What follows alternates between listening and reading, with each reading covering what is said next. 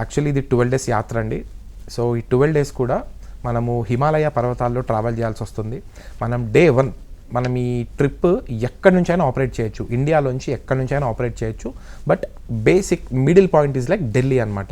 So మనం example మనం Hyderabad to Hyderabad తీసుకున్నట్టయితే మనం డే 1 హైదరాబాద్ నుంచి ఢిల్లీ బై ఫ్లైట్ వెళ్తాము.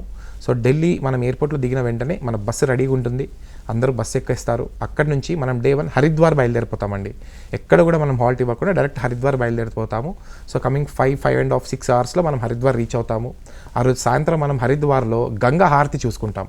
చాలా చాలా స్పెషల్ అండి హరిద్వార్లో గంగా హారతి. మనం మన యాత్రికులకి చూపించి మళ్ళీ హోటల్ రూమ్కి తీసుకొని వచ్చేసి వాళ్ళకి డిన్నర్ అరేంజ్ చేసేసి the very next day in the morning so 4 o'clock వాళ్ళని లేపి మేము వేకప్ కాల్స్ ఇచ్చి 5 వరకు బస్లో 5 వరకు రెడీ అయిపోయి మనకి హరిద్వార్లో 2 మంచి టెంపుల్స్ ఉన్నాయి మేడం.